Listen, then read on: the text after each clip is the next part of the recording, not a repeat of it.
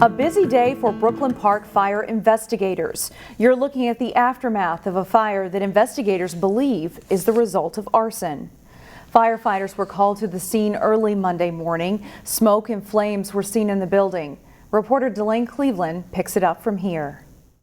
Hi, I'm in Brooklyn Park at a strip mall along Brookdale Drive near Xerxes Avenue.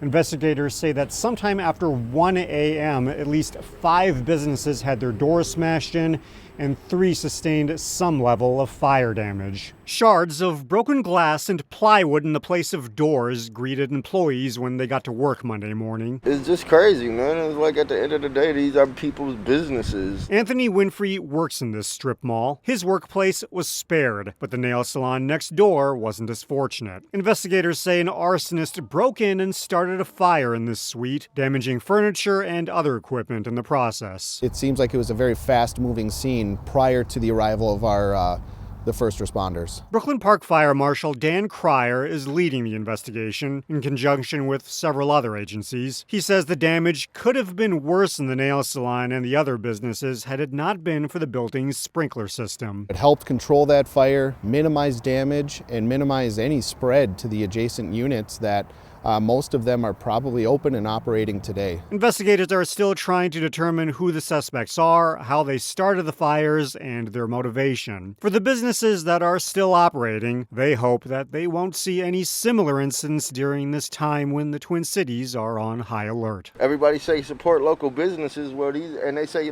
support local black businesses. Well, half of these places are black-owned businesses. What are you doing? Investigators say that anyone with any information should call the arson hotline. That's 1-800-723-2020. In Brooklyn Park, Delane Cleveland, CCX News. Meanwhile, Brooklyn Park police continue to investigate multiple shootings that occurred throughout the weekend. One of them happened at about 3:30 Saturday afternoon in the 6200 block of West Broadway. It's a busy thoroughfare with single-family homes on both sides.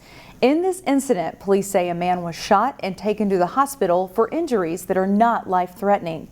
As of Monday afternoon, no arrests have been made in that case. Between Friday night through Sunday morning, Brooklyn Park police responded to at least 5 shooting or shots fired incidents. Businesses in Brooklyn Center continue to pick up the pieces as they adjust to a period of uncertainty in the city's history. It's not known how long businesses in Brooklyn Center will remain boarded up, but what we do know is the recent period of unrest has taken a significant toll on their bottom line. This is the scene Monday at Shingle Creek Crossing, more than 1 full week after the Dante Wright shooting. Several businesses spray painted "We are open" on plywood. Others tell customers to call when you arrive. Over at the Brooklyn Center Police Station, a period of relative calm Monday. The building is double barricaded and double fenced. The Robbinsdale School Board has named its top choice for superintendent. The board announced on Friday that it will begin contract negotiations with David Engstrom, who is currently a deputy superintendent with a school district in Colorado Springs.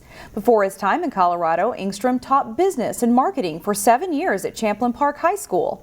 The school board hopes to finalize the agreement in the coming days.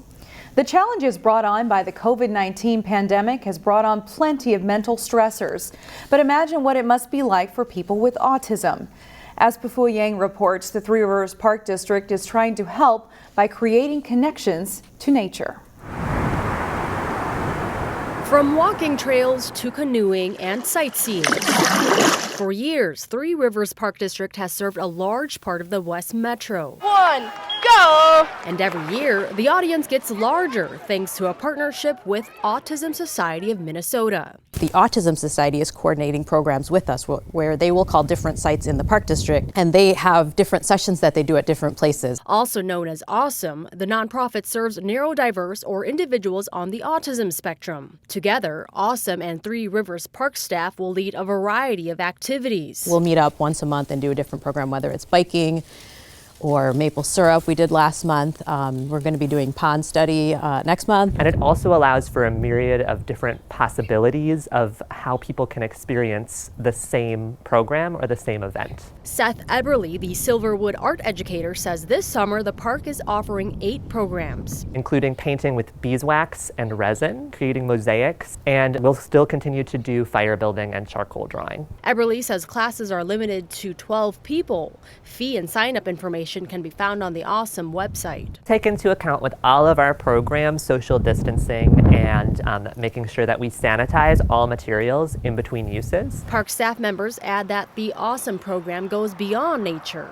It helps individuals develop skills for navigating emotions, information, and life. COVID was a very big disruption, especially for folks with autism, and so just to have some kind of consistency and that we were able to provide that, and in our amazing natural resources that we have throughout the Park District, it's been great to be able to help out in that way. In Maple Grove, Pafu Yang, CCX News.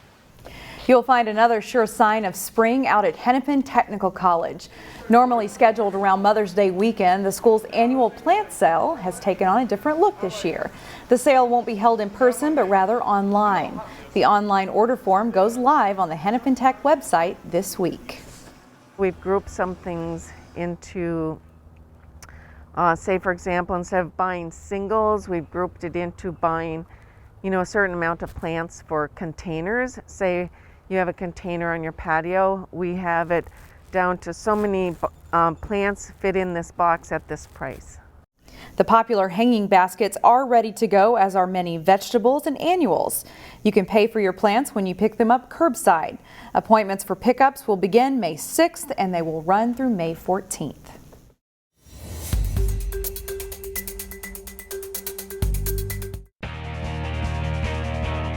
We have some great talent in the area in girls hockey. We've consulted with local coaches to honor the best in the northwest suburbs. It was a shortened girls hockey season, but a good one in the northwest suburbs. Here is our CCX All-Area Girls Hockey team. Tips it in. We'll start up front with some highly skilled forwards.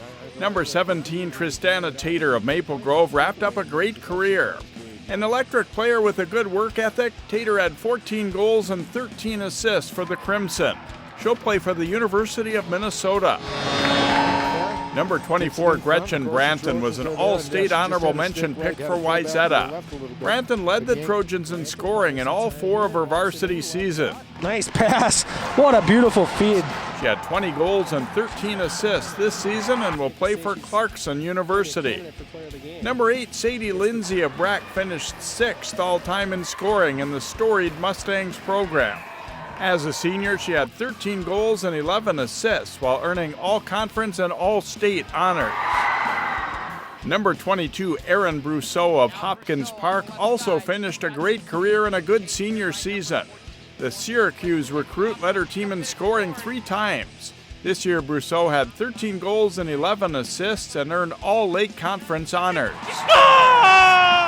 Number 16, senior Lauren Stensley of Maple Grove, had 21 goals and 6 assists while helping the Crimson to second place in the Northwest Suburban Conference and in Section 5AA. Stensley was All-State honorable mention and is headed to the University of St. Thomas. Number 20, Hannah Gray of Osseo Park Center, enjoyed a strong campaign as a senior. Gray fires and scores. Gray had 8 goals and 4 assists as the Stars were limited to 13 games. An all-conference pick, Gray will play at Gustavus next year. Number 32, Sloan Matthews of Wayzata, is described as the best skater in the state by her coach. Matthews fought through an injury this season as a junior, but still tallied 10 goals and 13 assists while earning all Lake Conference honors. She's committed to Clarkson. Number 7, Ava Lindsay of Brack, is just a sophomore, but rapidly climbing the career scoring list for the Mustangs. A driven and highly skilled performer, Ava tallied 15 goals and 20 assists and was named All-State. Rounding out our forwards is number 29, Delaney Johnson of Champlain Park, Coon Rapids.